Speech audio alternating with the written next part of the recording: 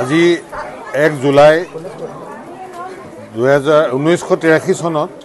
আমাৰ সকলোৱে আমি জানো যে শিৱসাগৰ জিলা পোনপটীয়াভাৱে শিৱসাগৰ আৰু গোলাঘাট জিলা ইয়াৰ আগতো জিলা আছিল 1912 চনত ইয়াৰ হেডকোৱাৰ্টাৰ শিফ্ট কৰি লৈ গৈছিল যোৰহাটলৈ কিন্তু পুনৰ 1983 চনত শিৱসাগৰ জিলা পুনৰ জিলা হিচাপে ঘোষণা কৰিলে আৰু আজি আমাৰ 41 বছৰ উপনীত হ'ল গতিকে আপোনালোকে সকলোৱে জানে যে শিৱসাগৰ জিলা এখন ঐতিহ্যময় জিলা বুৰঞ্জী থকা জিলা আহোম ৰজাৰ জিলা গতিকে আমি সকলোৱে যি আহোমে আমাৰ মোগল সৈন্যক খেদি পঠাইছিল সেই ঠাইৰ আমি মানুহ গতিকে আমি সকলোৱে গৌৰৱ কৰিছোঁ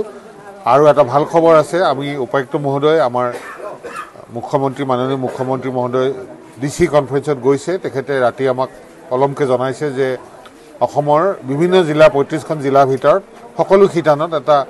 ইনডেক্স আছে মেজাৰিং ইনডেক্স বিভিন্ন বিভাগ যেনেকৈ পিএইচি বা শিক্ষা বা এনেকুৱা পৰ্যটন বিভিন্ন বিভাগ কৃষি গতিকে সেই সকলো বিভাগৰ ভিতৰত শিৱসাগৰ জিলা বিভাগৰ মাৰ্কছ টোটেল কৰি শিৱসাগৰ জিলা দ্বিতীয় স্থান পাইছে গতিকে আমাৰ জিলা উপায়ুক্ত আজি তেখেত নাই আদিত্য বিক্ৰম যাদৱ তেখেতৰ নেতৃত্বত আৰু মই সকলো বিষয়া আমাৰ ইয়াত শুভজিৎ খান ডাঙৰীয়া আছে চিভিল ডিফেন্সৰ প্ৰাণজিৎ ডেকা আছে দত্ত ডাঙৰীয়া আছে আৰু আমাৰ বিভিন্ন বিষয়া যোনবিলাক আছে আমি সকলো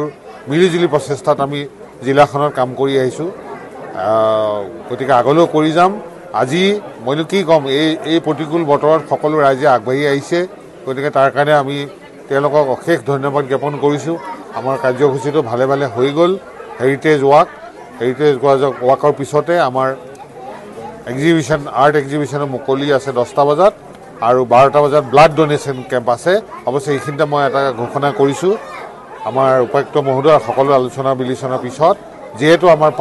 বানপানী হৈছে ৰিলিফ আজিৰ পৰা বিলোৱা হ'ব সন্ধিয়াত আমাৰ এটা সাংস্কৃতিক প্ৰগ্ৰাম আছিলে সেইটো আমি বাতিল কৰিছোঁ অনুষ্ঠানটো ৰাইজৰ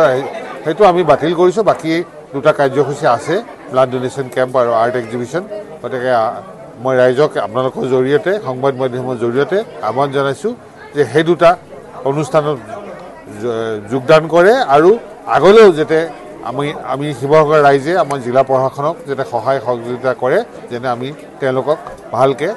ছাৰ্ভিচ দিব পাৰোঁ সেৱা দিব পাৰোঁ ধন্যবাদ বিশেষ নাই জয় অসম জয় শিৱসাগৰ যিকোনো খবৰৰ বাবে যোগাযোগ কৰক আমাৰ এই নম্বৰত 7099017330 আৰু 7099017110